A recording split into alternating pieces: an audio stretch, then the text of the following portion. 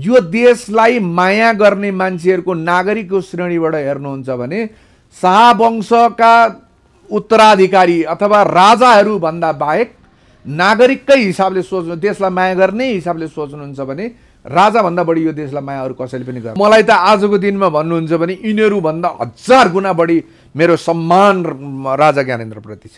1000 गुणा, एक दुई होइन, 1000। राजा महेन्द्रको राष्ट्रप्रेम, राजा महेन्द्रको देशभक्ति, राजा महेन्द्रको चाहिँ विकास प्रेम, यो त नेपालमा आजसम्म अरूमा देखिएको छैन। कम्युनिस्टको नाम गरेर प्रारम्भ जसले राजनीति प्रारम्भ गर्छ त्यसलाई बेलैमा हामीले बुझिनौँ नि यो देश पनि गुमाउनुपर्छ। देश कम्युनिस्टलाई देशको मायै हुँदैन नि, ऊ त अन्तर्राष्ट्रियवादी हो नि। तपाईँ हेर्नु होला, राजा यो धर्म आजकै गतिबाट अगाडि बढ्ने हो भने यो दुईटाको विकल्प चाहिँ यो स्थापित हुन्छ। नेता त अहिले मैले भनिनँ, म जस्तै नेता चाहिँ 1000-1500 मान्छे यो अहिले काठमाडौँको सडकमा निक्लिनु नि यस्ता मलाई यी धोतीमा जुम्रा टकटकाउँदै यी नेता भन्ने त भोलि भारतको शरणमा जान्छन् कि चीनको शरणमा कहाँ पुग्छन् यी कहाँ रहन्छन्? नेपाल प्रचण्डको हिजोको त्यो 9 सिट थियो नि 46 साल पछाडिको, त्यो अवस्था पनि रहँदैन।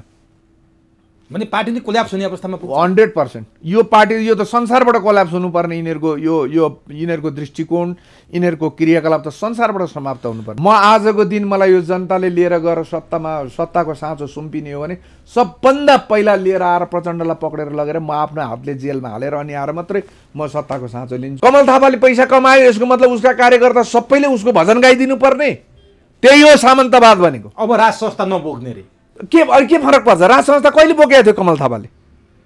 राज संस्था बोकेर हिँडेकै कहिले थियो कमल थापाले? कमल थापा जस्तै अपराधीहरूका कारणले गर्दाखेरि यो मुलुकमा के अरे वीरेन्द्रको सकिए। कमल थापाको तपाईँ फेरि कमल थापा, तपाईँहरू मिडियावाला मान्छेहरू हिजो मन्त्री भएको, भ्रष्टाचार गरेर पैसा कमाएको, अलि चिटिक्क 70-70 लगाएर हिँडेको मान्छेलाई ठुलो देखे। कमल थापाको हैसियत भनेको राजाको कारणले जनताले आजसम्म पत्याइदिएका थिए। यी त अपराधी, डाका, यी ज्यान मारा, यी हत्यारालाई मैले कुन शिष्ट शब्दले सम्बोधन गर्नु? स्वाभिमानमा बसेर यो गलत भयो भन्ने मान्छेलाई त 1 मिनेट पनि टेक्न दिँदैन केपी ओलीले। 1 मिनेट प्रचण्डको ठाउँमा म हुने म झुन्निएर मर्थेँ। ल म यो देश यो धरतीमा जिउँदो हिँड्दिनँ। त्यहाँ अलिक बढी आक्रामक भएर प्रस्तुत हुनुभयो प्रचण्डप्रति, केपी ओलीप्रति, यी कम्युनिस्टका नेताप्रति। तपाईँ को कम्युनिस्टका नेता? प्रचण्ड कम्युनिस्टको नेता हो।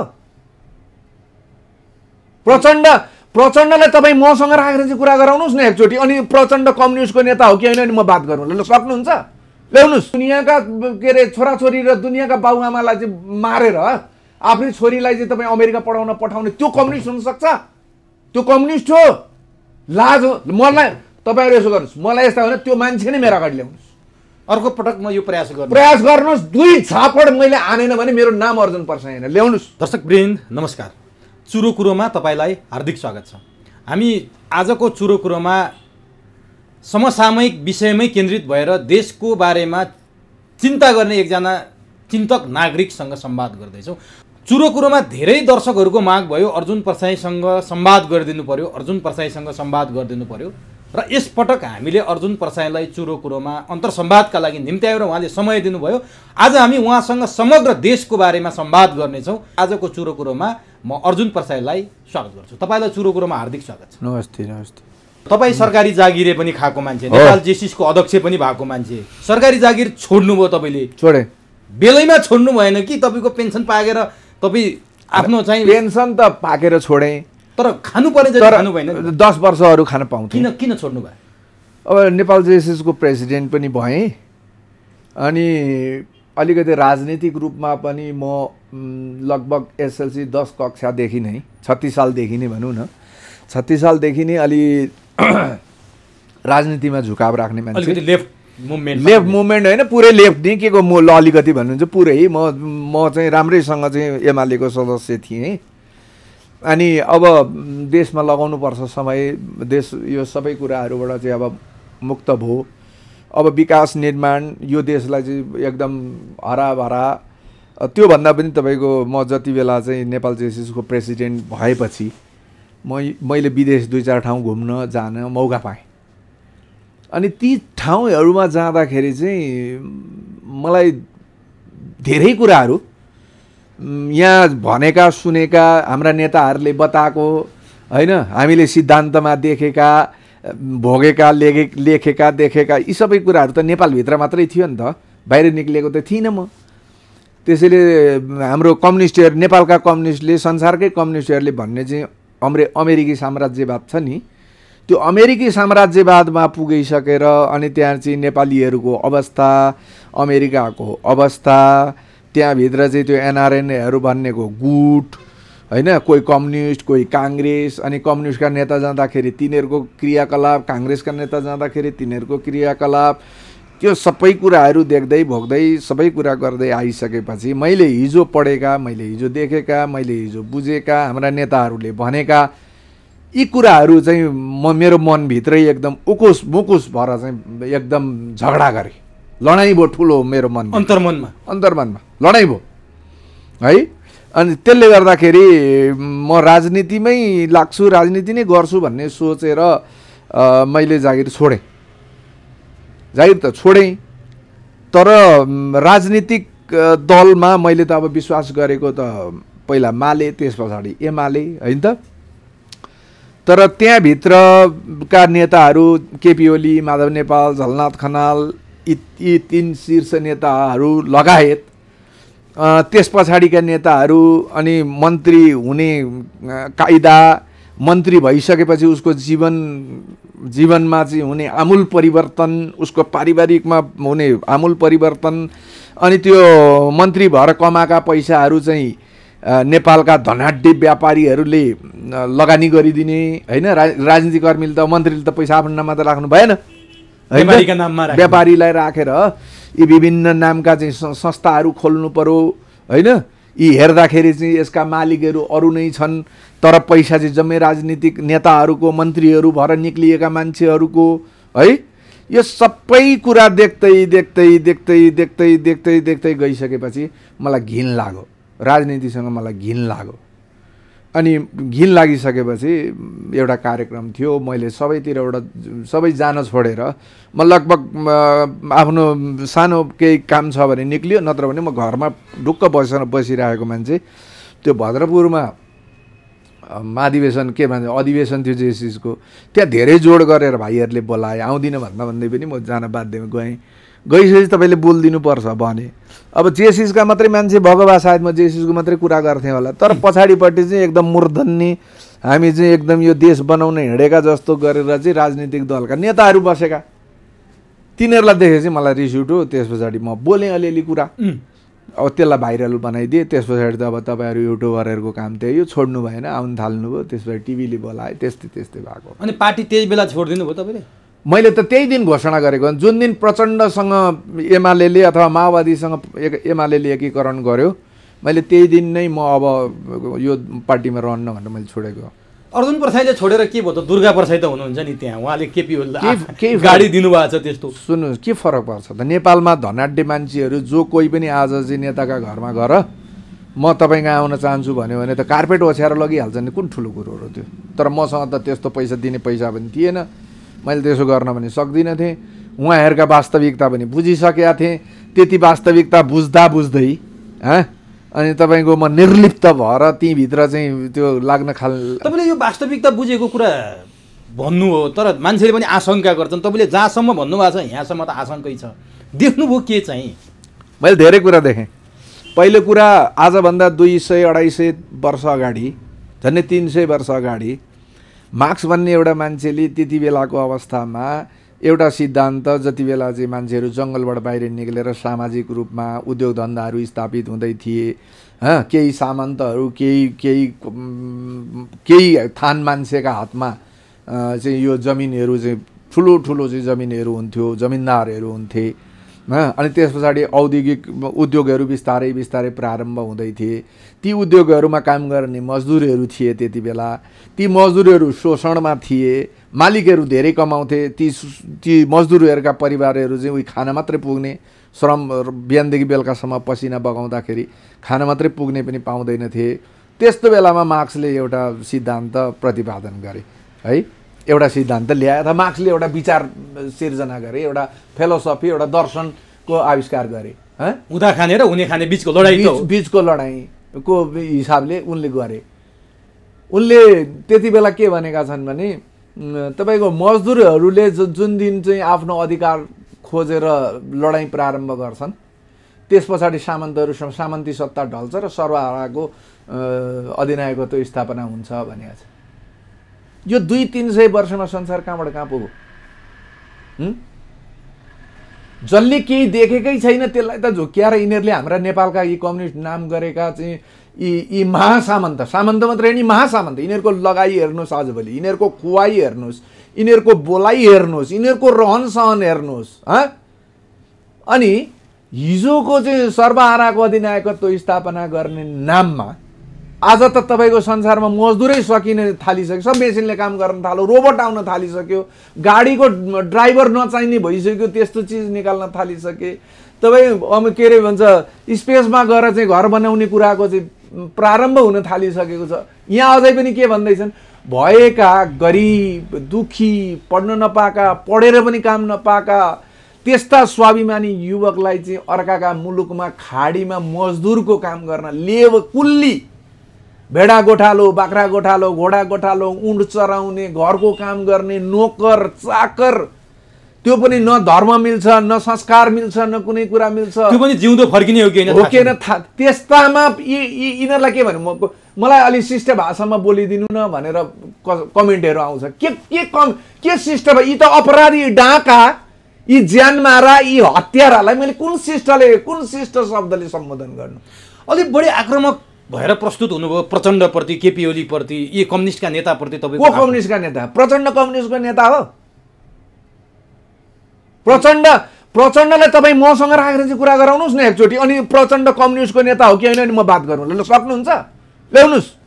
मैले भनेको थिएँ त यही संसदीय जङ्गलबाट निक्लिएर बाहिर निक्लेको बेलामा चाहिँ बुटवलमा मैले भनेको थिएँ त राति, यही संसदभित्र आउनु थियो भने हजारौँ मान्छे किन मार्नुभयो तपाईँले भनेर प्रश्न, त्यसको जवाब आजसम्म दिनु पर्दैन प्रचण्डले?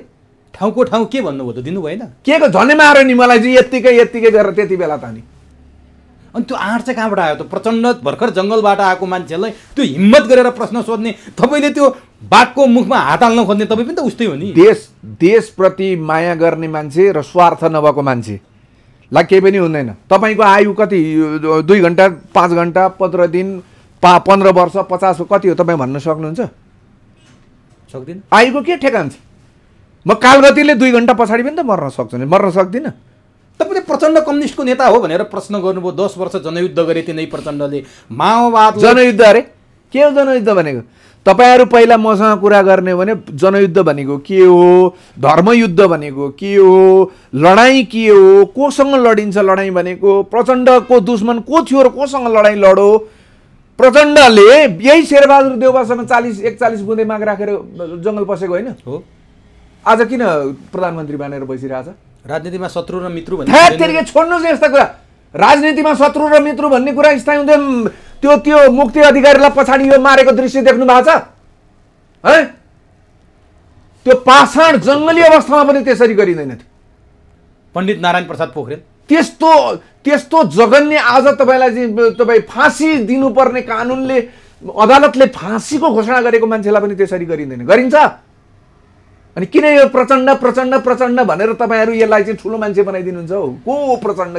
के छ त्यत्रो प्रचण्डमा? राष्ट्रिय दृष्टिकोण छ कि यो देशलाई चाहिँ प्राथमिकताका आधारमा विकास निर्माणको सन्दर्भमा म यसरी लान्छु भन्ने कुरा तपाईँले देख्नु भएको छ कि उसको चाहिँ यो देशलाई एउटा समृद्ध बनाउने सन्दर्भमा केही देख्नु? अधिकार, खालि के हो अधिकार भने? के हो अधिकार? पीडितलाई, जनजातिलाई उत्पीडित भने के हो? सीमान्तकृत भने के हो? के हो यो? के हो? समावेशीका कुरा होइन। त्यो यो मार्क्सवाद, लेनिनवाद, माओ सेतुङ विचारधारा भन्थे, माओवाद, यिनीहरू माओवाद भन्दैछन्। यी सबैमा जातको कुरो त छैन त, वर्गको कुरो छ त। बाहुन पनि गरिब छ, बाहुन पनि सामन्त छ, एउटा दलित भनेको कामी दमाई को पर्छन् तिनीहरूभित्र पनि सामन्त छ, त्यो भित्र पनि तपाईँको गरिब छ। यस्तो कुरा किन ल्याएर घुसाइदिए? यो देश सक्नलाई हो, मैले 50 चोटि भनिसकेँ तपाईँहरू, फेरि पटक पटक यो देश समाप्त गर्नु छ।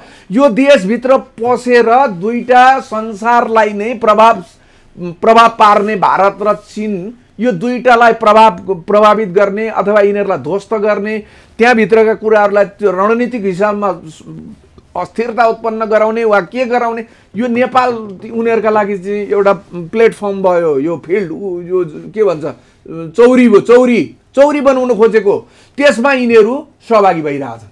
भनेपछि नि तपाईँले त्यो जनयुद्ध त ठाडै अस्वीकार गर्नुभयो। के को जनयुद्ध? जनयुद्धमा जनताका लागि गरेको युद्ध हुन्छ। त्यो के थियो? त्यो विशुद्ध रूपमा विदेशी भतुवा, यी भतुवाले गरेको यो नेपाल सक्ने युद्ध थियो। नेपाल समाप्त गर्ने युद्ध।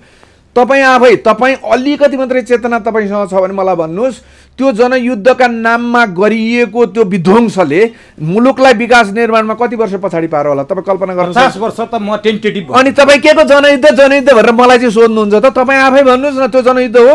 जनयुद्ध भने त जनताका लागि, देशबाट त्यो युद्धले जनतालाई भोलिका दिनमा समृद्ध बनाओस्, सुखी बनाओस्। तर तिनीहरूले दृष्टान्त त दिए नि त। माओ सेतुङले जसरी चाइनामा जनयुद्ध गरे, माओ सेतुङले के अरे यो पुँजीवादी मान्छे भनेर त्यो तेङ साओपिङलाई ट्र्याक्टर कारखानामा चाहिँ निर्वासनमा पठाएको, मजदुरी गर्न यसलाई लगेर थुनो, त्यो श्रम सहितको जेल जस्तो।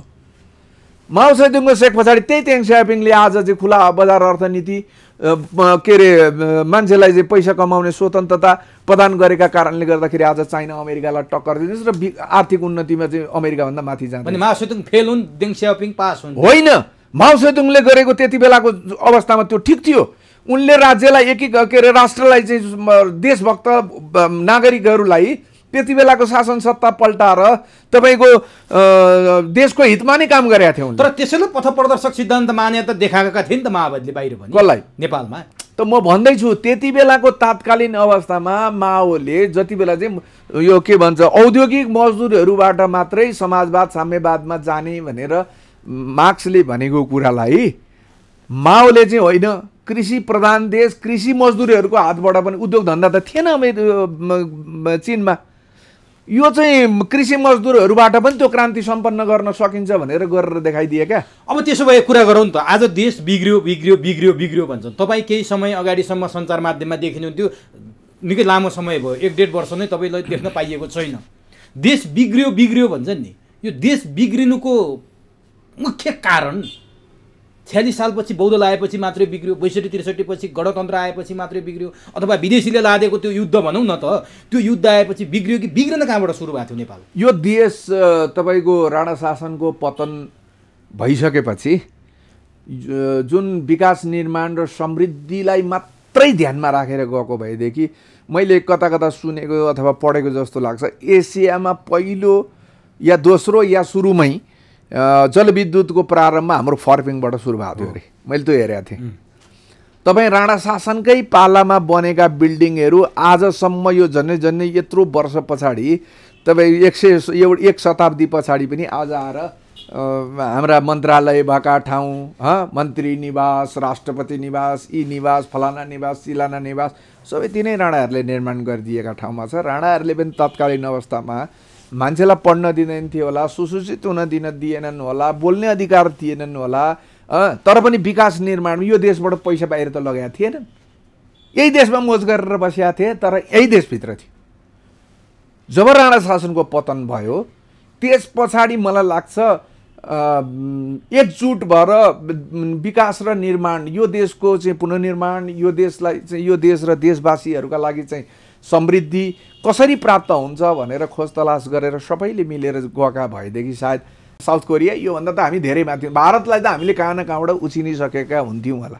तर भयो के, राजा महेन्द्रको देशभक्ति, राजा महेन्द्रको देश प्रेम, राजा महेन्द्रको विकास प्रेम र बिपीको प्रजातन्त्रप्रतिको निष्ठा, अथवा जनताले शासन गर्ने हो, राजाले होइन, व्यक्तिले होइन, यो त विधिपूर्वक गरिने शासन हो भन्ने यो दुईटा लडाईँ, यो टकरावले गर्दाखेरि त्यसै पनि यो मुलुक चाहिँ सधैँ राजा बिपीको क्रान्ति, बिपीसँग राजा डराउनु पर्ने, राजासँग बिपी डराउनु पर्ने। बिपीलाई भारतले अथवा विश्वले प्रजातन्त्रका दुहाई दिने देशहरूले उचालिदिनु पर्ने, अब राजाले त्यसलाई चाहिँ नियन्त्रण गर्नका लागि चाहिँ केही कुराहरूमा चाहिँ समझदारी विदेशीहरूका स्वार्थहरू पुरा गरिदिने। यस्तै हुँदै हुँदै हामीभित्रै विदेशीहरूले खेल्दै गए। त्यसमा काङ्ग्रेस र राजाको लडाइँ बिचमा चाहिँ कम्युनिस्टहरूले त अब अझ झन् सुन्दर मौका पाए। त्यस पछाडि यी काम गर्न नजान्ने, पेसा नगर्ने, नपढेका, यिनीहरूले चाहिँ अनि यो माओ सेतुङ, लेनिन, मार्क्स यिनै किताबहरू कसले ल्याएर दिए, विदेशीहरूले ल्याएर दिए, त्यही पढेका आधारमा यिनीहरू यो देशलाई चाहिँ बनाउन होइन ध्वस्त गर्न लागेका रहेछन्। त्यो थाहा पाएन, मलाई पनि थाहा भएन, तपाईँ पनि थाहा नपाए। थाहा पाइन। अब तपाईँको माथि एउटा भालु ल्याएर चाहिँ यो कम्युनिस्टको शासन स्थापना भइसकेपछि त माथि एउटा भालु ल्याएर हरेक मान्छेका घर घरमा सुनका सिक्का छेरिदिन्छ भन्थे अनि त्यस्तो पो थियो त भर्रै। अब आज आएर यथार्थ हेर्दाखेरि त संसारका मजदुरहरू कौँ भनिया छन्। साँच्चै भन्ने भने यी विदेशी अहिले ती जसलाई पूजा गरेर यिनीहरू फोटा टाँस्छन् नि, हँसिया हथौडा चिन्ह राखेर हिँड्छन् नि, तिनीहरू ती फोटाहरू अलि ठुल्ठुला बनाएर लगेर चाहिँ खेतबारीमा लगेर राखिदिने भने बुखिया चाको काम गर्छ तिनीहरूका। जुस्सो दारी पालेका, दुनियाँ मान्छे मारेका, यो शताब्दी मान्छे मानव जनावर र मानवमा भेद नदेख्ने। तपाईँ सक्नुहुन्छ मान्छे मार्नु भन्ने कुरा त्यति सजिलो कुरा हो? भनेपछि तपाईँलाई नेपालका कम्युनिस्ट नेताहरूसँग मात्रै इरिटेट र एलर्जी भएको होइन, विश्वकै कम्युनिस्टका संस्थापकहरूसँगै हो तपाईँलाई? आजको दिनमा, त्यति बेला उनीहरू सान्दर्भिक थिए होला, तर आजको दिनमा यो कम्युनिस्टको नाम गरेर प्रारम्भ जसले राजनीति प्रारम्भ गर्छ त्यसलाई बेलैमा हामीले बुझिनौँ नि यो देश पनि गुमाउनुपर्छ। देश कम्युनिस्टलाई देशको मायै हुँदैन नि, ऊ त अन्तर्राष्ट्रियवादी हो नि। होइन, तपाईँलाई काहीँ केही उनीहरूबाट हेरफेर भएन कि क्या कम्युनिस्टहरूमाथि अलिक बढी खनिनु भयो कि? किनभने एक मिनट जो मान्छेले आफ्नो जीवनको निष्ठा, आफ्नो जीवनका उमेरहरू यिनीहरूलाई चन्दा दिनलाई, यिनीहरूका चाहिँ कुकृत्य ढाकछोप गर्नलाई, यिनीहरूलाई के हुन्छ त्यो सारा चिज गर्नलाई आफ्नो सारा जीवन सम्पन्न गरेर अब यी कपाल फुलेर सेतै हुन थालिसक्यो। यो उमेरमा आएर जब सत्य कुरा पत्ता लाग्छ भने मैले काङ्ग्रेसको किन विरोध गर्नु? काङ्ग्रेस त म राम्रो होइन भनेर हिजै थाहा थियो नि, त्यही भएर म काङ्ग्रेसको मलाई विरोध गर्ने अधिकारै छैन नि। मलाई विरोध त म जहाँ भित्र बसेर काम गरेँ त्यसैको मात्रै विरोध गर्ने अधिकार राख्छु म, बाहिर राख्दिनँ म। गइरहे त्यति बेला थाहा हुन्छ जब नदीमा पुगिन्छ होइन? नदीमा मैले बुझिसकेँ, थाहा भयो अहिले आएर। त्यसो भए अहिले देश जुन हदमा बिग्रिएको छ नि, राजा नभएर बिग्रिएको हो, गणतन्त्र आएर बिग्रिएको हो, प्रजातन्त्र आएर बिग्रिएको हो, लोकतन्त्र आएर बिग्रिएको हो, अथवा अरू कुनै कारण छ? असल नागरिक नहुनु, बाँच्नका लागि के अरे पेसा सिर्जना राज्यले नगर्नु, सस्ता लोकप्रिय हुनलाई र मत प्राप्त गर्नका लागि चाहिने नचाहिने दुनियाँ आश्वासनहरू राजनीतिक दलका नेताहरूले बाँड्नु, अनि तिनीहरूकै पछाडि दलाली गरेर खाने मनस्थिति बोकेका नागरिकहरू यो देशको दुर्भाग्य हो। नेता होइनन्। नेता त अहिले मैले भइन्न, म जस्तै नेता चाहिँ 1000-1500 मान्छे यो अहिले काठमाडौँको सडकमा निक्लिनु नि, यस्ता मलाई यी धोतीमा जुम्रा टकटकाउँदै यी नेता भन्ने त भोलि भारतको शरणमा जान्छन् कि चीनको शरणमा कहाँ पुग्छन्? यी कहाँ रहन्छन् नेपाल? यी 60, 70, 80 जना सेना अगाडि पछाडि यसो गरेर हिँड्ने यिनीहरूको दम हुन्छ? देशभक्त नागरिक तपाईँले यसरी भन्नुहुन्छ, त्यो भन्ने कुरामा काट्ने ठाउँ छैन। केही दिन अगाडि, केही महिना अगाडि मात्रै यी मुख्य दलका पार्टीका महाधिवेशन सम्पन्न भयो। ती मान्छेहरू किन उपस्थित भयो होला? त्यत्रो विधि हेर्नु त, चितवनको नारायणीको किनारमा एमालेको त्यो त्यहाँ पुरा मेला नै लाग्यो, अनि काङ्ग्रेसको भिरकुटी मण्डपमा मेलै लाग्यो, माओवादीको त्यस्तै। सुन्नु, केपी ओलीलाई यो सरकारमा गएर पैसा किन कमाउनु परेको छ? केपी ओलीको छोराछोरी पनि छैन, तपाईँको लगभग आधी जीवन जेलमै समाप्त गरेर त्यो पनि कठोर यातनासहित खपेर बाहिर निक्लेको मान्छे, के अरे अब यो उमेरमा 2-2 चोटि किडनी फेरेर बसेको मान्छे, उसलाई पैसा किन चाहिन्छ? बा हुन् नि त केपी ओली त सबैका। अनि त्यही बाले त पैसा त्यसैका लागि त पैसा चाहिन्छ। काम छैन, मान्छेको नागरिकको काम छैन, भात त खानु पर्यो, अनि यिनै पार्टीको झोला बोकिदिए बापत केपी बा जिन्दाबाद गर्दैका भरमा खान पाइन्छ भने किन हिँड्ने भने? ती बाको पैसाले आएका हुन्थे। त्यो के बाँसतोला बाँसकोटा के एउटा भिडियो निक्लेको थियो नि, गोकुल बाँसकोटा। त्यो गोकुल बाँसकोटा भन्ने मान्छेलाई फेरि त्यहाँका जनताले चुनावमा जिताउँछन्। तपाईँ हेर्नु होला, किनभने तिनको मुखबाट तिनले चाहिँ त्यो इन्टरभ्यूमा एउटा अपशब्द कर्मचारीहरूमाथि एउटा नराम्रो चाहिँ त्यो अश्लील शब्द पनि निकालेर बोलेका छन्। त्यो प्रष्ट छ, पैसाको कुरो सत्य हो, तर पनि केपीले झ्याप्पै ढोकाले त्यो के अरे थुन्चेले छोपेर चाहिँ त्यो बाँसकोटालाई जोगाउने प्रयत्न गरे। किन? भने त्यो बाँसकोटाको पैसै होइन, त्यो सिधी पैसा चाहिँ केपी ओलीको पैसा हो, उनलाई चाहिएको पैसा हो त्यो। तिनै पैसाले चाहिँ सारा संसार भालु नचाहे जस्तो, ढेँडो नचाहे जस्तो, बाँदर नचाहे जस्तो नचाउँदै हिँड्ने यो कार्यकर्ताहरूलाई स्वाभिमानमा बसेर यो गलत भयो भन्ने मान्छेलाई त 1 मिनेट पनि टेक्न दिँदैन केपी ओलीले। 1 मिनेट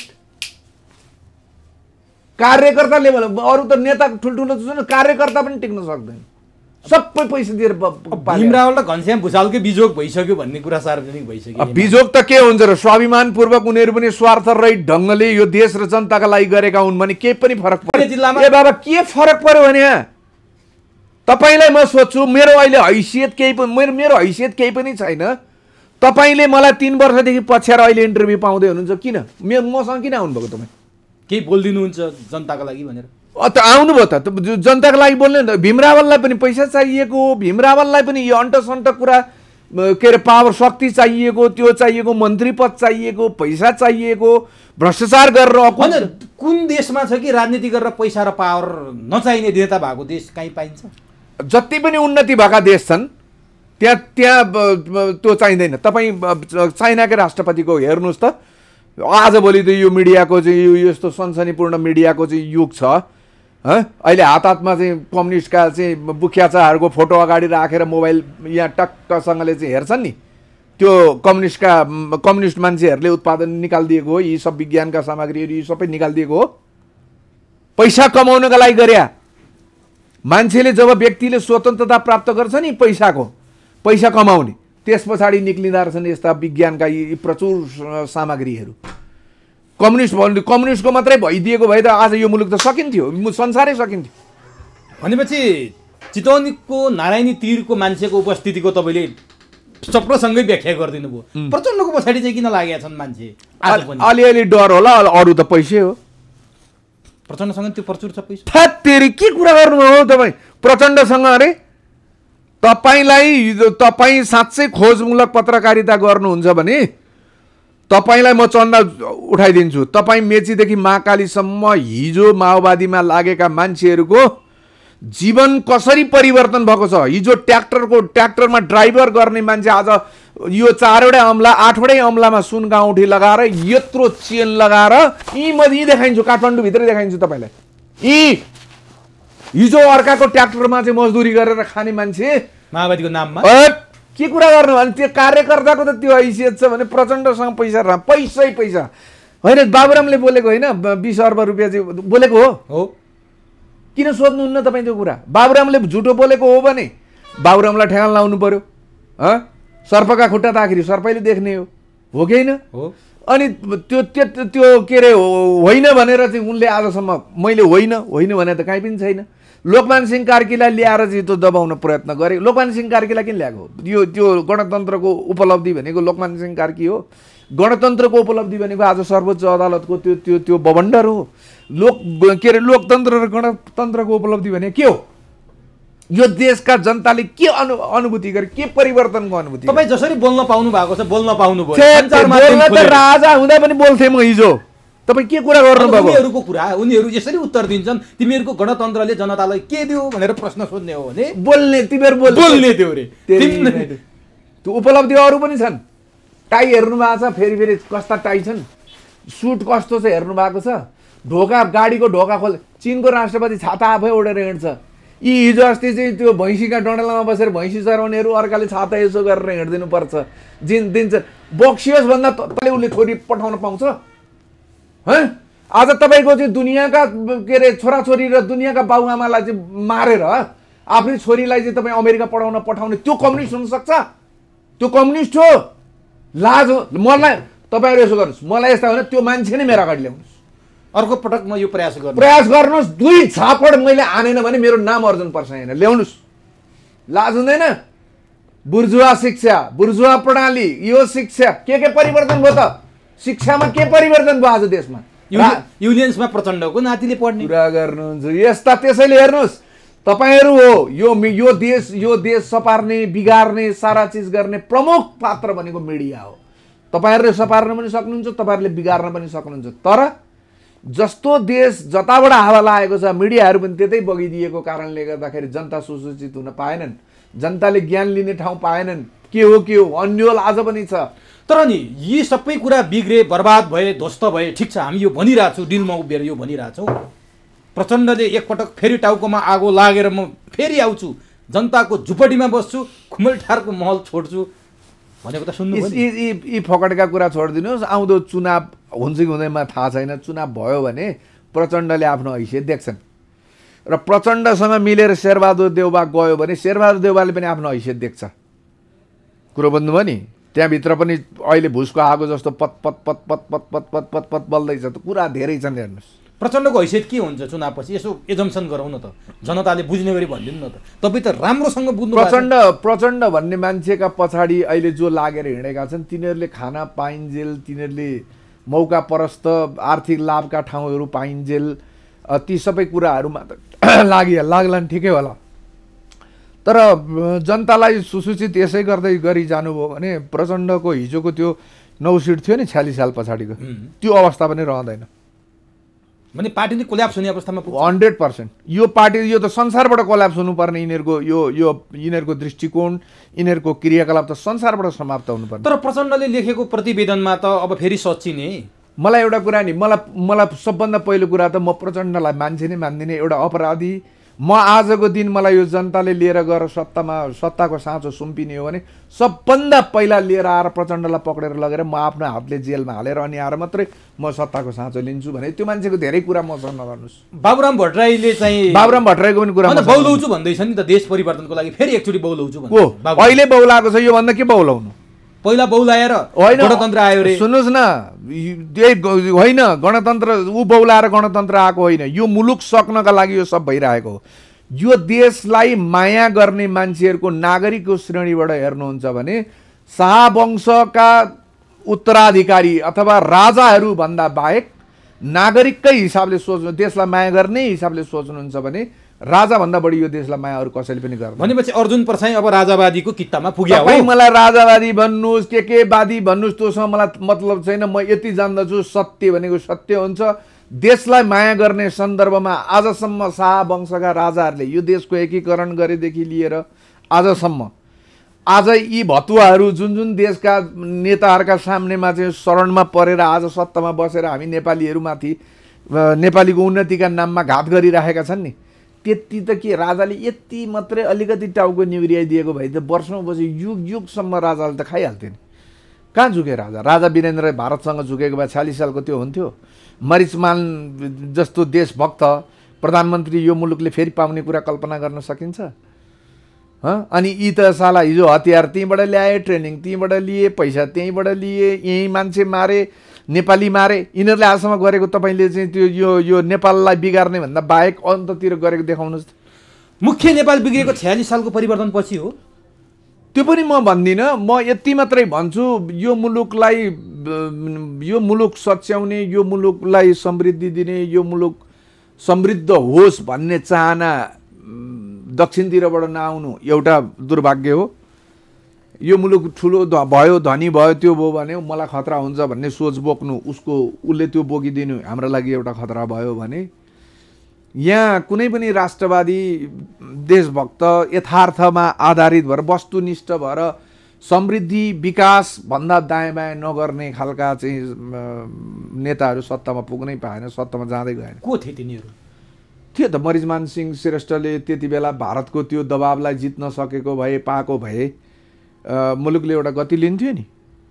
तर कहाँ दिए त नि? बीपी र महेन्द्र मिल्न पाएको भए पनि गति लिन्थ्यो। त्यो त्यो त के हुन्थ्यो तर त्यो अवस्था हुँदैन, त्यो सम्भव छ। तपाईँको नेपालकै सन्दर्भमा पनि केपी ओलीमा 50वटा दुर्गुण हुन्, तर पनि बहुमतको प्रधानमन्त्री भइसकेपछि उसले विकासलाई फोकस गर्न त खोज्या हो नि। 2-4 अरब रुपियाँ कमाउँथ्यो होला, किनभने मन्त्री नपाएका, माननीयमा ठुलै खर्च गरेर आएका, खान नपाएका भतुवाहरूलाई यसो भात खाने बाटो मिलाइदिनलाई उनलाई बाँड्नु पर्ने थियो होला, त्यो कमाउँथे, राख्थे, त्यो आफ्नो ठाउँमा थियो। तर पनि विकास निर्माणलाई उनले फोकस त गर्न खोजेका थिए नि, तर आगो लगाइदिइहाल्छ, विदेशीहरूले आगो लगाइदिइहाल्छ। यिनीहरू त मैले भने नि आजको दिनमा तपाईँको हाम्रा देशका नेताहरूलाई उत्तर दक्षिण पश्चिम जहाँसुकैबाट पनि फोन गरेर चाहिँ त यो गर्छस् कि सिधाइदिउँ भन्यो भने यिनीहरूका त सबै कुरा बुझिसकेका छ नि त विदेशीले। यिनीहरूका चाहिँ कमजोरीहरू त चेप्प समातेर बसेको कमजोरी नभएको यो समकालीन अवस्थामा कोही नेताहरू छन् तपाईँको देशको भविष्य बोकेर देशै आमूल परिवर्तन गर्न सक्ने क्षमता, जस्तो सिङ्गापुरमा ली कुआन यूको कुरा हुन्छ, मलेसियामा महाथिरको कुरा भए जस्तो नेपालमा त्यस्तो कुनै पात्र देख्नु भएको छ तपाईँले? देश परिवर्तन गर्न सक्ने बिग्रेको देशलाई सम्भावनाको चाहिँ छैन म भन्दिनँ। जस्तो तपाईँलाई म उदाहरणै दिन्छु, राजेन्द्र लिङ्गदेन लिम्बूको छोरो, अहिले यिनीहरूले उचालेर चाहिँ जनजाति मधेसी पहाडी आदिवासी फलानो चिलानो ढिस्कानो भनेर जुन गरेका थिए, त्यो लिङ्गदेनले चाहेको भए त प्रचण्डको पार्टीमा लागेको भए त अस्ति मन्त्री खाइसक्थ्यो नि त, खाँदैन थियो? जातिले पनि पाएको, सबै चिजले पाएको हो नि। कम्युनिस्टै भएको भए पनि एउटा जनतासँग पुगेको प्रभावशाली भएकै कारणले एमाले पोहोर चाहिँ तपाईँको उनीहरूको गणतन्त्र ल्याउनका लागि चाहिँ के अरे राजतन्त्र समाप्त गर्न अगाडिपट्टिको त्यो के भन्छ, त्यो सब बोक्नेलाई के भन्छ, लास बोक्नेलाई त्यो बाँसको ठ्याक्कै आएन ल, जे होस् लास बोक्नलाई प्रयोग गर्ने त्यो चाहिँ त्यो बोक्ने काठ जे होस् न, होइन? त्यो चाहिँ कृष्ण सिटौलालाई हराएर लिङ्गदेनलाई जिताउन एमाले किन त्यति गर्थ्यो होला? प्रभाव थियो होला र न गर्यो होला भने त्यति प्रभाव भएको मान्छे त मन्त्री उहिले खान्थ्यो होला, अहिलेसम्म कहाँ न कहाँ पुगिसक्थ्यो होला। तर अहिलेसम्म पनि ऊ के भनिरहेछ भने जातको आधारमा होइन, तिमी वर्गको आधारमा कुरा गर, वर्गीय हिसाबले तिमी आरक्षणको कुरा गर। जात हुने बित्तिकै, तलको जात हुने बित्तिकै करोड विनोद चौधरीको छोराले चाहिँ पाउने भयो आरक्षण पाउँदाखेरि, यो राम्रो तरिका होइन, यसरी गर्नु हुँदैन भन्दै गयो। त्यत्रा चाहिँ के भन्छ तपाईँको काङ्ग्रेसको उसमा चाहिँ निमन्त्रणा, महाधिवेशनमा निमन्त्रणामा गयो, सबले चोर भन्दियो त, सबका अगाडि चाहिँ चोर भनिदियो। प्रचण्डले होइन हो त भन्दा हो, ती लिङ्गदेनका कार्यकर्ता त होइनन् नि, ती तलका लिङ्गदेनका कार्यकर्ता हुन् त होइनन्।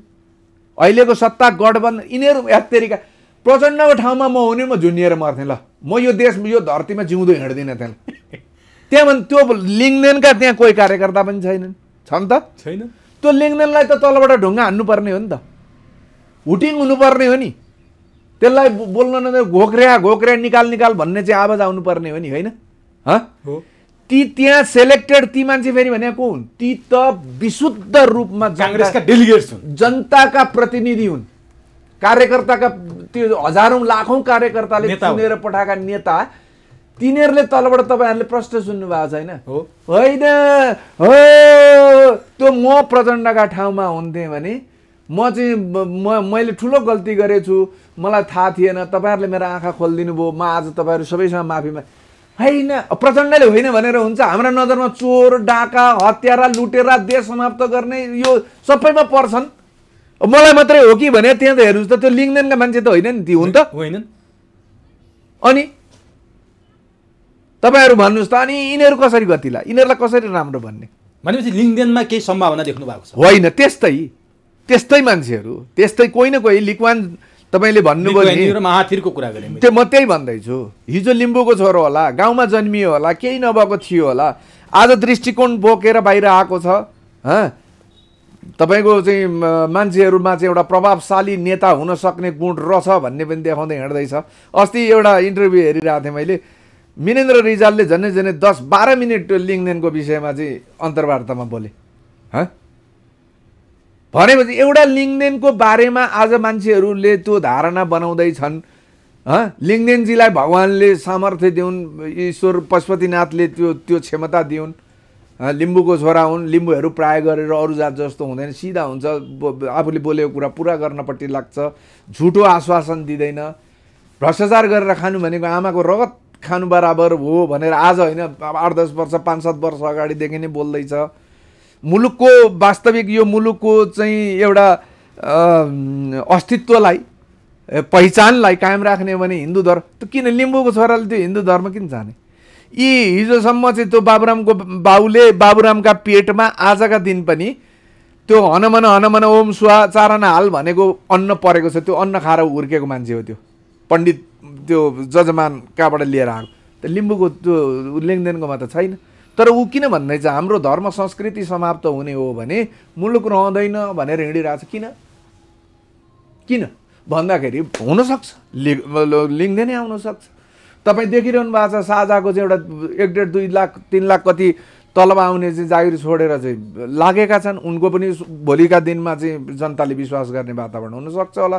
के नाम हाम्रो साझा विवेकशील रविन्द्र मिश्र तपाईँ देखिरहनु भएको छ। उनीहरू पनि उसमा आएका छन् भने। तर कमल थापा नै अवरोध बनिरहेछन् राजेन्द्र लिङ्गदेनको। कमल थापाको तपाईँ फेरि कमल थापा तपाईँहरू मिडियावाला मान्छेहरू हिजो मन्त्री भएको भ्रष्टाचार गरेर पैसा कमाएको अलि चिटिक्क 70-70 लगाएर हिँडेको मान्छेलाई ठुलो देखे। कमल थापाको हैसियत भनेको राजाको कारणले जनताले आजसम्म पत्याइदिएका थिए। यो यथार्थ हो है। फेरि तपाईँ म फेरि कुनै आजसम्म मैले चाहिँ एमालेमा लागेर सङ्गठित एउटा सदस्य थिएँ, त्यो छोडेर म कुनै राजनीतिक दलमा छैन। कसैप्रति आग्रह पूर्वाग्रह पनि छैन। मलाई कुनै दलमा प्रवेश गरेर जाउँ भन्ने पनि छैन। भोलि यो पद पाऊँ भन्ने मैले बोलेको कुरा जे जनताले बुझ्छन् त्यही हो। कमल थापाले जुन दिन राज संस्था अथवा राजा भन्ने चिज समाप्त गरेँ भनेर बोल्छ नि, कमल थापाको हैसियत भन्यो कि त काङ्ग्रेस प्रवेश गर्नु पर्यो, त्यो सूर्यबहादुर थापाको सुनिल थापाको जस्तो। केपी ओलीको प्रशंसा गरे। जिन्दगीभरि सूर्यबहादुर थापाले काङ्ग्रेसको बिपी कोइरालालाई देखि लिएर सारा सबभन्दा बढी पञ्चायतमा प्रधानमन्त्री हुने त सूर्यबहादुर थापा नै हो। जेल नेल सारा चिज दियो बाउले। यी आज छोरो चट्ट जाँदाखेरि केन्द्रीय सदस्य जिताइदियो, तुरुन्तै पाइहाल्यो। त्यस्तै कमल थापाले पनि अब पैसा छ, पैसा कमाएका छन्। त्यसैले गर्दा एमालेमा जालान्। यो केपी ओलीको खुब प्रशंसा गरे अरे भने सुन्दै थिएँ। हुनसक्छ भोलि त्यहाँभित्र जालान्। तर कमल थापाले कमल थापाले के बुझे भने नि, हिजो त्यो दोस्रो संविधान सभामा गाईलाई अत्याधिक मत दिए नि मान्छेले, त्यो अत्याधिक मतलाई कमल थापाले के बुझे भने यो मेरो टाई सुट के भन्छ दौरा सुरुवाल कोट टोपी र मैले मुख चुमुक पारेर बोलेको आधारमा त्यो थिएन। मान्छेको त्यो राजाप्रतिको दृष्टिकोण थियो, त्यो धर्मप्रतिको दृष्टिकोण थियो। त्यो कम्युनिस्टले पनि भोट दिए, काङ्ग्रेसले पनि भोट दिए, सारा दुनियाँले दिए। त्यसको अपमान कमल थापाले नगरेको भएदेखि सायद मुलुक आज यति धेरै दलदलमा चाहिँ फस्दैन थियो। तपाईँ यसो भन्नुहुन्छ उनले चाहिँ त्यो गणतन्त्रको त्यो आगोको राप लागिरहेको बेला राज संस्था भनेर कफन बाँधेर सडकमा जाने मान्छे म थिएँ 62-63 को आन्दोलन। अनि राजा अनि त्यसको मैले आज बक्सिस पाएँ ज्ञानेन्द्र शाहबाट भनेर। सुन्नुहोस् राजा हुइन्जेल पञ्चायत हुइन्जेलसम्म दुईटै हातमा चाहिँ म काटेर घप्लाक खाने चाहिँ को थियो नि? त्यति बेला चाहिँ को थियो नि? अरू मान्छेहरू भन्दा अरू नेताहरू भन्दा के उसँग त्यस्तो विलक्षणता थियो र सबै फेरिकन चाहिँ जो मन्त्री प्रधानमन्त्री भए पनि मन्त्री पाउने परिस्थिति चाहिँ कहाँबाट? प्रचण्ड भए पनि मन्त्री खायो। शेरबहादुर मान्छेसँग एउटा नैतिकता हुँदैन। पैसा भएपछि सब कुरा पुग्यो। कमल थापाले पैसा कमायो, यसको मतलब उसका कार्यकर्ता सबैले उसको भजन गाइदिनु पर्ने। त्यही हो सामन्तवाद भनेको। अब राज संस्था नबोक्ने रे के फरक पर्छ? राज संस्था कहिले बोकेको थियो कमल थापाले? राज संस्था बोकेर हिँडेकै कहिले थियो कमल थापाले? कमल थापा जस्तै अपराधीहरूका कारणले गर्दाखेरि यो मुलुकमा के अरे वीरेन्द्रको सकिए। सही सल्लाह दिने कोही पनि मान्छे हुँदैन थिए। यिनीहरू राजालाई चाहिँ सरकार ठिक छ सरकार भनेका भरमा चाहिँ खाँदा रहेछन्। हेर्नुहोस् त्यसले गर्दाखेरि कुन चाहिँ राज संस्था बोकेर हिँड्नु परेको थियो र राजालाई यसले किन राजाको कारणले टिकेको मान्छे हो। राजा छोडिदिएका भोलिपल्ट अरू दलको कार्यकर्ता छोडिदिनुहोस्, यो भन्दा बढी के हुन्छ? एउटा मात्रै प्रश्न कमल थापाको बारेमा। राजाले बोलाएर किस्तीमा राखेर डिनरसँगै खुवाए, पछाडिबाट छुरा घोपे, यसको छानबिन हुनुपर्छ। मलाई हराउने निर्मल निवास हो भने सुन्नुहोस् न के छुरा घोपे? मलाई जिताएर कमल थापा राजाको भोट थियो, राजाले भोट दिन्थे। निर्मल निवासबाट भोट दिन गएका हुन् मान्छे। के भने त कमल थापाले? कार्यकर्ता त्यो लाज हेर्नुहोस्। म हिजो अस्ति कमल थापा भनेको सोचै सामन्तवादी सोच बोकेको मान्छे, काजी ठुलो एकदम यस्तो हजुर यसरी झुकेर बोलिदिनु पर्ने हिजोको जस्तो सोच बोकेको मान्छेले हिजो अस्तिसम्म ढाक्रेको जीवन व्यतीत गर्ने ड्राइभर भएर हिँडेको लिङ्गदेनसँग हारे भनेर भन्दा त लाज हुन्छ, शरम हुन्छ। त्यसैले आफूभन्दा ठुलो राजा देखाइदियो भने त बराबरी। त्यति पनि बुझ्नुहुन्न तपाईँहरू मिडिया? होइन, जनताको लागि। अनि उसले त लिङ्गदेनसँग हारे भन्दा त त्यत्रो काजी साहबको हालत के भयो भन्नुहोस् त? अनि राजासँग मलाई राजाले छुरी खोपे राजैले मार भन्दा के हो त्यसरी बन्नुहोस् न। सामन्ती सोच भनेको, सामन्ती दृष्टिकोण भनेको, सामन्ती विश्लेषण भनेको त्यसरी आउँछ। यो चाहिँ राप्रपाको कमल थापाको, अब कमल थापाको राजनीतिक भविष्य चाहिँ के देख्नुहुन्छ? लिङ्गदेन त हामीले लिक्कन्यु र होइन, तपाईँ सुन्नु, यदि कमल थापाले हिजो उठाएका जे मुद्दाहरू अथवा उनले संरक्षण गरेका, दुःख गरेर चाहिँ गणतन्त्र आइसकेपछि हुन पनि हो, त्यो गणतन्त्रमय भएका बेलामा त साला मलाई पनि माथि चाहिँ त्यो माथि छानामा अलिअलि दुलो बनाओ, भालु ल्याएर कहाँबाट सुनका सिक्का चाहिँ हगिदिन्छ, बिहान फेरि अर्काले लैजालान् भन्ने बेलामा कमल थापाले राज संस्था चाहिन्छ, धर्म चाहिन्छ, त्यो ठुलो कुरो थियो। यदि त्यो चिजप्रति निष्ठा छ, आज पनि कमल थापालाई निष्ठा छ भने यसको श्रेय ऊ मरेर गए पनि कमल थापाले नै पाउँछन्। त्यो लिङ्गदेनले पाउँदैन, त्यो कमल थापाले नै पाउने हो त्यो श्रेय। भोलि यो स्थापित भयो भने स्थापित त हुन्छ। तपाईँ हेर्नु होला, राजा यो धर्म आजकै गतिबाट अगाडि बढ्ने हो भने यो दुईटाको विकल्प चाहिँ यो स्थापित हुन्छ। भएन भने मलाई लाग्छ हुन्छ, भएन भने देशै रहन्न भन्छन् नि। त्यो पनि हुनसक्छ। त्यो यो अस्थिरताको यो के भन्छ, यो फुटबल ग्राउन्ड हुनसक्छ विदेशीहरूको, त्यो आउनु सक्छ। त्यसैले यो देशलाई माया गर्ने मान्छेहरूले शाहवंशीय परम्परा जस्तो रूपको भए पनि यो देश बनाएको उनीहरूले हो। यो देश रह्यो भने उनीहरू रहन्छन्, यो देश रहेनन् भने उनीहरूको इतिहास रहँदैन, होइन? त्यसले गर्दाखेरि मलाई लाग्छ यो कुनै न कुनै रूपमा राजनीतिक दलका नेताहरूले पनि सोच्लान् भोलिका दिनमा। यो भतुवालाई चाहिँ यो के भन्छ, सङ्घीयताका नाममा चाहिँ यो देशलाई यो बाँडेर अनि त्यस पछाडि काम नभएका चाहिँ ती कामचोरहरूलाई लिएर आएर चाहिँ अर्थ नवर्थको चाहिँ ती मन्त्र अहिले हेर्नुहोस् त हालत हेर्नुहोस्। 20 जना मन्त्री एउटाले बहुमत पाउँदाखेरि त 2 वर्ष टिक्न नसकेको अवस्थामा तपाईँको त्यो सांसद मात्रै भएर त मान्छे बस्न चाहँदैन, किन सांसदमा खासै पैसा आउँदैन, मन्त्री नभई कमाउन पाइँदैन। तपाईँ, मैले भनिनँ, तपाईँ साँच्चै खोज पत्रकारिता गर्नुहुन्छ भने आज यो देशका विकास निर्माणसम्म चाहिँ रहेका कार्यालय प्रमुखहरूलाई गएर गोप्य रूपमा तपाईँको नाम बाहिर हुँदैन। देशको स्थिति के हो भनेर सोध्नुहोस् त। त्राइमामको स्थिति कसलाई दिनु हो? एउटाले मात्रै मागे पो त, मन्त्रालय पछि पैसा, फरक ढङ्गको पैसा, गुन्डालाई पैसा, स्थानीय सभापतिलाई पैसा, स्थानीय नेतालाई थेत्तेरीका यस्तो चाहिँ विसङ्गति र विकृति त योभन्दा अगाडि अनुभवै कसैले गरेको थियो। अब कम्युनिस्टमा र राप्रपाको कुरा गऱ्यौँ नि, काङ्ग्रेसको नि भर्खरै महाधिवेशन भएको छ, त्यहाँ युवा नेताहरू आए भनेर शेरबहादुर देउबा बाहेकका तलका पदाधिकारीहरूमा आशा गरेका मान्छे आए भनेर भनिरहेछन्। तर ती आशा गरेका मान्छेमाथि पनि धर्म संस्कृति र अरू विषयमा प्रश्न उठिरहेको छ। गगन थापा र विश्वप्रकाश आउँदैमा काङ्ग्रेसको मुहार फेरिन्छ? तपाईँलाई म एउटा कुरा भन्छु, मान्छेले आफूले बोलेर आफ्ना दृष्टिकोणहरू राखेर अनि आफ्नो भावी कार्यक्रमहरू, यो मुलुकलाई समृद्ध कसरी बनाउने, यो देशलाई उँभो कसरी लगाउने, जनताहरूलाई सुखी कसरी बनाउने, संसारकै अगाडि एउटा स्वाभिमान राष्ट्रको रूपमा यसलाई कसरी स्थापित गर्ने भन्ने मान्छेले विचारको सिर्जना गर्छ। विचारबाट मान्छेलाई परिवर्तन गर्ने सोच राख्छ। तर जोसँग विचार हुँदैन नि त्यसले गुन्डागर्दीको भाषा अपनाउँछ, जस्तो माओवादीले अपनायो। तँलाई बन्द मारिदिउँ, अब के भन्नु, ज्यानभन्दा ठुलो त केही पनि छैन, मारिदिउँ भनिसकेपछि त सिद्धियो, हो कि होइन? त्यस्तै तपाईँ आजभोलि यो के अरे सञ्चार माध्यममा यो के भन्छ, यो सामाजिक सञ्जालहरूमा आउँछ, यो मुख बिगारेर चाहिँ गगन थापाले ढुङ्गा हानेको एउटा तस्बिर बेला बेलामा आइरहन्छ, तपाईँहरूले पनि देख्नु भएको होला। हो, गगन थापाले त्यो ढुङ्गा कसलाई हानेको? राज संस्थाले? होइन, कहाँ राज संस्थालाई? राजाको त दरबार, राज संस्थाको विरुद्धको आन्दोलनमा पुलिसलाई हान्यो। पुलिस भनेको नेपाली जनता, पुलिस भनेको राज्यले जसलाई जे गर भन्छ त्यही गर्ने, सरकारको चाहिँ आदेश पालना गर्ने हो कि होइन? हो। त्यो पुलिससँग त्यो सायद गगन थापाले हानेको एउटा ढुङ्गा गरेर पुलिसलाई लागेर टाउको फुट्यो होला अवश्य, किनभने मसुर मान्छेले हानेको छ। रामकुमारी झाँक्री त यिनीहरू मन्त्री भए, गगन थापा पनि मन्त्री भए, रामकुमारी झाँक्री पनि मन्त्री भए। त्यो मन्त्री भइसकेपछिको फरक आम सर्वसाधारणले देख्नुपर्छ कि पर्दैन? पर्छ।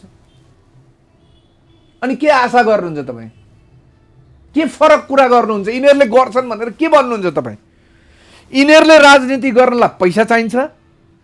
नेपालमा मन्त्री हुन पायो भने पैसा आउँछ, मन्त्री हुन पाएन भने पैसा आउँदैन।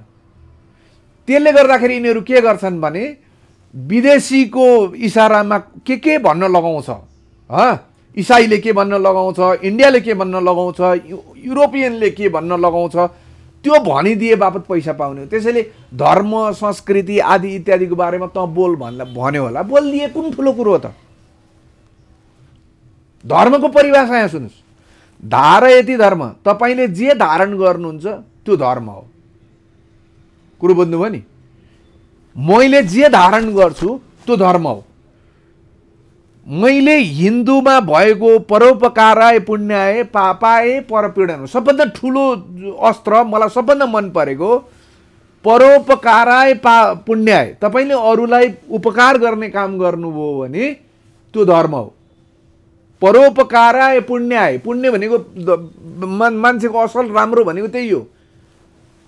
पापाय परपीडनम, अर्कालाई दुःख दिने काम गर्यो भने त्यो चाहिँ पाप हो है, त्यही होइन हिन्दू धर्म भनेको हो। अनि यिनीहरूलाई कहाँ मनपर्छ, यिनीहरूले त अर्कालाई मारेका छन्, नेपाली जनताले करबाट उठाएको पैसालाई चाहिँ आफ्नो बाउको निजी सम्पत्ति मानेर खाएका छन्, यिनीहरूलाई लाज हुँदैन राज्यका सारा ढेकुटीबाट चाहिँ तपाईँलाई आज म एउटा विनम्र अनुरोध गर्छु, तपाईँ सिंहदरबारभित्र जानुहोस् र यही क्यामेराले खिच्नुहोस्, त्यहाँ पुराना गाडीहरू कुन कम्पनीका कहिले बनेका कति गाडी छन्। ट्राफिक कार्यालयमा जानुहोस्, त्यो सदर ट्राफिक प्रहरी कार्यालय, न्यायालयभित्र जानुहोस्, भन्सार कार्यालयभित्र जानुहोस्, यो देशमा त्यो सम्पत्ति होइन, त्यो सम्पत्ति हो कि होइन, तर त्यो मर्मत गर्दाखेरि त्यो थोत्रोमा हिँड्दाखेरि यिनीहरूको इज्जत रहँदैन। त्यो थोत्रो गाडी प्रयोग गर्ने यिनीहरूलाई हुँदैन, नयाँ त्यो पनि प्राडो पजेरो एकदम महँगो, एउटैले 10-12वटा गाडी प्रयोग गर्ने, त्यही हो। तरकारी किन्न जाने गाडी एउटा छ, त्यही हो। पाहुना ओसार्ने गाडी अर्को छ। यो देशका यो देश त यस्तो देश हो, यो देशको राजा मल्ल राजाहरू माथि छतमा गएर कसैको घरको महेन्द्र मल्ल तपाईँको धुवा बलेको छ कि छैन हेरेर आऊ। यिनीहरूलाई लाज हुँदैन, आज सिटामोल पाउँदैन, आज उपचार गर्ने ठाउँ छैन, बाढी पहिरोले यति मान्छे मरो भनेको छ, सवारी दुर्घटनामा आज यतिजना, कोभिडको त्यस्तै छ, कोभिडको त्यस्तो बेलामा यिनीहरू मोज मस्ती, अनि तपाईँ यिनीहरूकै नाम लिएर चाहिँ तपाईँ अब त्यसो भए यसो गरौँ न त, तपाईँले कम्युनिस्टमा पनि सम्भावना देख्नु भएन, काङ्ग्रेसमा पनि देख्नु भएन, झिनो आशा हामीले राजेन्द्र लिङ्गदेनमा देख्यौँ। अब यो कुरा सबै युवा नेताहरूबाट पनि यो पार लाग्ने देखेन। अब यो समस्याको चाङ छ नि, यसको समाधान गर्ने कुन शक्ति कुन व्यक्ति के आएपछि हुन्छ त, कुन व्यवस्था आएपछि हुन्छ त। गणतन्त्र त फेलियर भएको जस्तो देख्यो, सङ्घीयता फेलियर देख्यो, धर्मनिरपेक्षता फेलियर देख्यो। तपाईँले लिक्वानको कुरा अघि उठाउनु भएको थियो, तपाईँलाई एउटा कुरा, लिक्वानले के गरेका थिए, सडकमा थुक्न पाइँदैन, कसैले थुक्यो $1 जरिवाना, थुक्यो पुलिसले पक्ड्यो, $1 ठाउँको ठाउँ $1ले, किन $2, फेरि अर्कोचोटि किन भन्यो भने $4। अब मान्छेले प्रश्न उठाउँदैन नि। तपाईँ आज व्यथिति हेर्नुहोस् त, जुन देशमा मान्छे मारेर आएको मान्छे सत्ता शासनमा हुन्छ, त्यसले चाहिँ पुलिसको अरू राज्य निकायका अरू चिजहरूको यो सबैको कसैको कुरा मान्न जरुरी हुन्छ? ट्राफिक प्रहरीले बाटोमा त्यो धुवा धुलोमा बसेर त्यो यसरी जानु हुँदैन, यो गलत हो भन्यो भने तपाईँ त्यो ड्राइभरले कुट्न खोज्छ ट्राफिक प्रहरीलाई। तपाईँले देख्नु भएको छ नि। यहाँ कसैले कसैलाई मान्नु पर्दैन, कानुनको कुनै अर्थ छैन। अदालत तपाईँ देखिरहनु भएको छ, हालत देखिरहनु भएको छ, संसारमा अदालत यस्तो हुन्छ अझसम्म सुन्नु भएको थियो तपाईँले? एउटा वरिष्ठ घुस मैले बोरामा हालेर लगेर चाहिँ मैले खुवाएको छु भन्ने मान्छे पनि अन्तर्वार्तामा सार्वजनिक मिडियामा आएको छ, ठुलो, त्यो पनि कान्तिपुर जस्तो मिडियामा। त्यसलाई केही भयो? घुस दिने र लिने यो दुई अपराधी हो नि। अझ उसको मान सम्मान बढेर गएको छ। यसले त पैसा निकै कमाएको छ क्यारे, न्यायाधीशलाई पनि दिँदो रहेछ, हामीलाई पनि दिन्छ कि भनेर कान्तिपुरले अरू ठुल्ठुलाले झन्झन बोलाउन थालेका छन् नजिक। ट्याक्स तिर्नु पर्दैन, ठुलाले ट्याक्स तिर्नु पर्दैन, गरिबले हो जे तिर्नुपर्ने सबै गरिबले हो। निमुखा जो छ, जो बोल्न सक्दैन, जसले बुझेको छैन, त्यस्ताले बाध्य भएर ठुल्ठुलाले खाने हो। तपाईँ अहिले मात्रै यो चाहिँ सरकारसँग गएर तपाईँले चाहिँ के भन्छ सूचना विभागबाट सूचना लिने हो भने त्यो के अरे अहिले अब भर्खर म त्यो हेरेर आउँदैछु, तपाईँको लेखराज भट्टले कति अरब चाहिँ त्यो छुट दिए अख्तियार चुनढुङ्गा। अहिले अख्तियारमा लेखराज भट्ट माओवादी होइन, कतिजना मान्छे मार्यो, कति जनताका छोराहरू मरे। अब मलाई तपाईँ हेर्नुहोस्, मैले यो देशमा अतिवाद, देशलाई माया गर्ने अतिवाद जन्मिन बाँकी छ, त्यति हो। यो देश बनाउने हो भने राजा फर्केपछि बन्छ भने त्यो मलाई थाहा छैन, त्यो मलाई थाहा छैन, तर नागरिक स्तरबाटै बन्न सक्छ। राज संस्था फर्किने सम्भावना त्यो मलाई यी सबै कुरा नसोध्नुहोस्, मलाई थाहा छ। यो देशलाई जसले माया गर्छ त्यो फर्केर आउँछ, जसले यो देशलाई माया गर्दैन तिनीहरूको अब सम्भावी समाप्ति जरुरी छ। हुन्छ, राजा ज्ञानेन्द्रले श्री 5 को हैसियतबाट शुभकामना सन्देश दिनुभयो। यही पुष 27 गते पृथ्वीनारायण शाहको फोटोमा माल्यार्पण गर्न जानुभयो। गणतन्त्र आएपछि सायद पहिलोपटक भएको छ यो घटना। यसले के सङ्केत गर्छ? फर्किँदैछ राज संस्था? केही हुँदैछ? मलाई त आजको दिनमा भन्नुहुन्छ भने यिनीहरूभन्दा 1000 गुणा बढी मेरो सम्मान राजा ज्ञानेन्द्रप्रति छ। 1000 गुणा, एक दुई होइन, 1000। उहाँ फर्किनु हो भने देश बन्छ? बनाउनु पर्छ, एउटाले देश बनाउने होइन। तर उहाँले जसरी तपाईँले अघि भन्नुभयो, एक पटक थुक्दा $1, 2 पटक थुक्दा 2, 3 पटकमा त्यो आवश्यक छ। यो मुलुकमा त्यो अनुशासन समाप्त भयो। अब अर्को एउटा हाम्रो सारा नेपालीको शिर निहुरिने एउटा समाचार सार्वजनिक भएको छ। नेपालको पासपोर्ट विश्वमै कमजोर भन्ने, सायद तपाईँले पनि हेर्नुभयो होला। किन भयो यस्तो? कसले बनायो? तलबाट गन्दै आउँदा पुछारको 8औं नम्बरमा पर्छ। सुन्नुहोस्, यो पासपोर्ट कसको पालामा बन्यो? कसले बनायो? यो पासपोर्टको विवाद सुजाता कोइराला चाहिँ परराष्ट्र मन्त्री हुँदाखेरि सानो निक्लेको थियो, सानो विवाद थियो यो। तपाईँ के बुझ्नुहोस् भने कुनै पनि चिज, चाहे तपाईँ विदेशबाट ल्याउनुहोस्, चाहे छपाउनुहोस्, चाहे किन्नुहोस्, पैसा नखाइकन कुनै पनि कर्मचारीले गर्न आँटो भने त्यो कर्मचारीको खैरियत हुँदैन। मन्त्रीले ठाडै भन्छ। तपाईँ त्यो बास्कोटाले भनेको सुन्नुहुन्न? यो कर्मचारी यिनीहरू म जान्दिनँ, यिनीहरूलाई सबै तै मिला, मलाई थाहा छैन, यिनीहरूसँग म पर्दिनँ, मेरो चाहिँ नेटले भनेको छ नि। त्यो साँच्चै भन्नुहुन्छ भने त्यो बास्कोटाले बोलेको सार्वजनिक भयो त्योले। तर हरेक मन्त्रीको कुरा त्यही हो, त्यही नै हो, सबैले गर्ने भनेको त्यही। यिनै नेताले बनाए, यही व्यवस्थाले बनाए। पासपोर्ट कमर्सल नबनाइकन तपाईँको चाहिँ गुणस्तर, होइन यो गुणस्तर भन्दा पनि हाम्रो पासपोर्टको भ्यालु छ नि विश्वमा। जहाँ जाँदाखेरि पनि नेपाली भनेपछि त्यो त पुछारबाट 8 नम्बरमा पर्न थाल्यो। त्यो हेरेको दृष्टिकोणले हेर्न थाल्यो। त्यो गराइदियो कसले? जब माओवादीहरू सुरु भयो, यो माओवादीहरू जङ्गलमा पसेर जब चाहिँ यो क्रूरता, यो 21औं शताब्दीमा चाहिँ यो हिंसक पशुको भन्दा पनि अझ दरिन्दगी, अझ घिनलाग्दो यो जुन हिसाब किताबले प्रारम्भ भयो नि, त्यहीदेखि त स्वाभाविक रूपमा नेपालीहरू त संसारमै कमजोर भइहाल्यो नि। एमसिसीको बारेमा के छ तपाईँको धारणा? हेर्नुहोस्, म एमसिसीको बारेमा बुझ्दिनँ, त मलाई एउटै कुरा थाहा छ। मेरो पहिलो भिडियो भाइरल हुँदाखेरि मैले भनेको छु है, मलाई एकजना कार्टर फाउन्डेसनका मान्छेले चाहिँ तपाईँ अरबौँमा पैसा लिनुहोस्, तर यो के अरे यो आन्दोलनको चाहिँ गैर सरकारी क्षेत्रमा नेतृत्व गरिदिनुहोस्। एमसिसीको पक्षमा होइन, यो गणतन्त्र ल्याउने आन्दोलनको चाहिँ सडकमा निक्लिदिनुहोस् नेतृत्व गरेर भनेर मलाई डाक्टर दुमन थापाले भन्न गएका थिए। मैले यो पैसा कहाँबाट आउँछ? तपाईँ करोड होइन अरबमा लि भन्दै हुनुहुन्छ, यो पैसा कहाँबाट आउँछ भन्दाखेरि अमेरिका कार्टर फाउन्डेसनबाट भने। मैले भने कार्टर फाउन्डेसन अथवा अमेरिकाले यो पैसा किन दिन्छ? उसको स्वार्थ छैन भनेर मैले प्रश्न गरेँ। प्रश्न गर्दाखेरि उहाँले एकदम छ, अमेरिकाले स्वार्थ बिना किन पैसा दिन्छ तपाईँलाई, चाहिँ नेपालीलाई किन पैसा दिन्छ? उसको स्वार्थ छ भन्नुभयो। हो, त्यो स्वार्थ पहिला भन्नुहोस्। यदि त्यो स्वार्थ मेरो नेपालको स्वार्थ, मेरो राष्ट्रिय स्वार्थमा आघात नपुग्ने रहेछ भने मैले सकेको गरौँला, होइन भने हाम्रो देशको चाहिँ राष्ट्रिय स्वार्थलाई आघात पुग्ने छ भने त मैले गर्न सक्दैन डाक्टर साहब भनेर फर्काएँ। उहाँ भोलिपल्टदेखि मसँग आउनु भएन। पछि त्यसको नेतृत्व पापड भन्ने यो वकिलहरू यो को भएर गरे, पेसागत सङ्गठन, उनीहरूले गरे त्यसको नेतृत्व।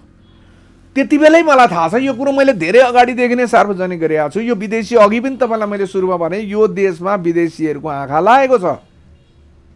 एउटा गरिब झोपडपट्टीभित्र एउटा बाँसको टाटी पनि त्यो यसो तान्दाखेरि च्यातिने टाटीभित्र चाहिँ एकदम बहुमूल्य चिज भित्र छ भने जस्तै भएको छ आज यो मुलुक है। त्यसले गर्दाखेरि अमेरिकन स्वार्थ नभइकन त्यो आएको छैन, त्यसमा त प्रष्ट छ। म पैसा दिन्छु, के अरे पैसा मागेर म लिन्छु भन्नुपर्ने ठाउँ होइन। तिमी ल्याऊ, के ल्याऊ भन्छ भने त्यहाँभित्र स्वाभाविक रूपमा केही न केही हामीले अस्वीकार गर्नुपर्छ। म त्यो पनि भन्दिनँ। तपाईँ अमेरिका जस्तो मुलुक जहाँ चाहिँ हामीभन्दा कयौँ गुणा शक्तिशाली सामरिक धेरै दृष्टिकोणले माथि भएको मुलुक पाकिस्तानभित्र सुइँ राति हेलिकप्टर लिएर आएर ड्याङ ड्याङ ड्याङ ड्याङ ड्याङ मान्छे मारेर जान सक्छ। अफगानिस्तान हामीभन्दा धेरै राम्रो धेरै उच्च स्तरमा रहेको देशभित्र चाहिँ त्यस्तो गर्न सक्छ। तपाईँको यो इरानको चाहिँ तपाईँको फौजी जनरल मारिदिन्छ बाटो हिँड्दा हिँड्दै। अमेरिकाको दादागिरी संसारभरि त्यो रूपमा देखिएको अवस्थामा नेपालको सन्दर्भमा साँच्चै उनले चाहनेर उसको स्वार्थ पुरा गर्न खोज्ने हो भने कुन ठुलो कुरो त्यो एमसिसीमा बढै आउनुपर्छ भन्ने छैन हेर्नुहोस्। अरू विभिन्न ल ठिक छ, म अन्तिममा बिट मार्न चाहन्छु तपाईँसँग। अब हुन त थुप्रै कुरा गर्न बाँकी छ, समयको पाबन्दी पनि छ, लामै भयो। यो लिपुलेक लिम्पियाधुराको बाटोको प्रसङ्ग पुरानो होइन, एकै नयाँ होइन, धेरै पुरानो भइसक्यो। यही लकडाउनको बेला बाटो खने, उद्घाटन गरे, अहिले नक्सा सार्वजनिक गरे, पुरा सार्वभौम सत्ता सम्पन्न सांसदले एक मतले पारित गर्यो भनेर पुरा व्याख्या पनि भयो, कागजमा छापियो पनि। त्यो किताब पुस्तक आजभोलि आएको पनि छैन। फेरि मोदीले बाटो खन्ने क्रम जारी छ लिपुलेकमा भनेर भने यहाँको सरकार परमादेशको सरकार भन्छन्, कतिले कम्फर्टेबल सरकार भन्छन्। यो जनताको सरकार हो होइन थाहा छैन। एक शब्द पनि मुख खोलेर बोलेको छैन त्यो बाटो खन्न बन्द गर भनेर। किन हिम्मत नगरे? के भन्नुहुन्छ यसमा? गर्दैन, कसैले पनि गर्दैन। त्यो लिपुलेकको सन्दर्भमा नेपालको भन्दा बढी चासो चाइनाको छ सामरिक हिसाबले। हेर्नुहोस्, हामी नेपालीको त के छ र भने के पनि छैन। हामी त उही बिचमा बसेर यसो दुईटा देशको बिचमा बसेर उनीहरूको चाहिँ लडाइँलाई, उनीहरूको प्रतिस्पर्धालाई यसो बेला बेलामा चाहिँ साम्य पारिदिने, बेला बेलामा उकास दिने, त्यो होला आफ्नो ठाउँमा छ होइन। दलाई लामालाई उसले भारतले पालिदिने, नेपालीले चाहिँ खम्पा के भन्छ यो दलाई लामाका मान्छेहरूलाई नेपालमा शरण दिएर यस्तै उस्तै गरेर गर्ने आफ्नो कुरा होला। तर लिपुलेकको सन्दर्भमा नेपालले आफ्नो ताकतले त्यो भूभाग फिर्ता ल्याउन सक्छ जस्तो मलाई लाग्छ। नक्सा ल्याउँदा त केपी ओलीको त्यो मलाई छडिदिनुहोस् न। त्यो त्यो हो, त्यस्तै प्रोपोगन्डा त हो नि। तपाईँ महाकालीमा पनि त कत्रो ठुलो प्रोपोगन्डा थियो भन्नुहोस् त। महाकाली सन्धि हुँदाखेरि, कोशी हुँदाखेरि। तपाईँलाई एउटा कुरा अन्तिममा बिट मार्ने भन्नु, तपाईँलाई म आज एउटा कुरा भन्छु। यो डाक्टर युवराज सङ्ग्रहालयमा एकचोटि चाहिँ 1.5 वर्ष अगाडि एउटा कार्यक्रम भएको थियो यो बुद्धिजीवीहरूको होइन। अनि त्यो बुद्धिजीवीहरूको कार्यक्रममा म पनि बोलाइएको थिएँ र म पनि गएको थिएँ, म पनि बसिरहेको थिएँ। एकजना विद्वान नाम बिर्सेँ, तर नेपालका ठुलै चर्चित विद्वान हुन्, अन्तर्राष्ट्रिय क्षेत्रका ज्ञाता पनि हुन्। उनले बोल्दै थिए, बोल्दा उनले के भने यदि यो कोशी सम्झौता जस्ताको तस्तै कार्यान्वयन भएर बिपीले गरेको बिपीले गरेको मातृकाले गरेको यो कोशी सम्झौता जस्ताको तस्तै कार्यान्वयनमा गएको भए आज हामीले सुदूरपूर्वतिर अथवा कोशी प्रभावित कोशीको आसपासका जिल्लाहरूमा एउटा सामान्य कलभट बनाउनु पर्दाखेरि पनि भारतलाई सोधेर बनाउनु पर्थ्यो हाम्रो नेपाली भूभागमा। तर त्यो चिजलाई राजा महेन्द्रले सत्ता टेकओभर गरिसकेपछि म त्यति बेलासम्म भारतको भ्रमण गर्दिनँ जति बेलासम्म यो त्यो सम्झौता खारेज गर्नका लागि भारत मान्दैन भनेर अडान लिएर बसे। अन्तिममा भारत झुक्नु पर्यो, इन्दिरा गान्धी झुकिन् र उनले चाहिँ त्यो के अरे त्यो सम्झौता चाहिँ खारेज गर्न सहमति जनायो, जसको कारणले आज नेपाली भूभागमा नेपालले चाहेको कुरा गर्न पाइरहेको छ। त्यसैले राजा महेन्द्रको राष्ट्रप्रेम, राजा महेन्द्रको देशभक्ति, राजा महेन्द्रको चाहिँ विकास प्रेम यो त नेपालमा आजसम्म अरूमा देखिएको छैन। तर म राजावादी चाहिँ होइन है भन्छ कि त्यो मान्छेले है। म पछाडि बसिरहेको छु, मलाई बडा गजब लागिसक्यो, 7-8 चोटि भइसक्यो यस्तै राजा महेन्द्र महान महान महान भन्छ, फेरि अन्तिममा गएर म राजावादी चाहिँ होइन भन्छ। हेर्नुहोस्, मैले पुरुक्कै हात उठाएर यो के हो, यो भनाइ के हो? मुलुकलाई माया जसले गर्यो, मुलुकलाई जसले यस्तो यस्तो चिजहरू दियो, त्यसको पक्षमा त्यसलाई त्यसको उसमा खुलेर चाहिँ तिमी नबोल्ने अनि तिमी को वादी हौ त भन्नलाई प्रश्न गर्न खोजेँ। तर मलाई डाक्टर सङ्ग्रवालले रोक्नुभयो। म निक्लेर त्यसबाट त्यो स्वभावमै बसिनँ, म निक्लेर हिँडेँ। मलाई मन परेन, म निक्लेर, म त्यस्तै स्वभावको मान्छे, निक्लेँ हिँडेँ। म यो मुलुक यस्तै हो।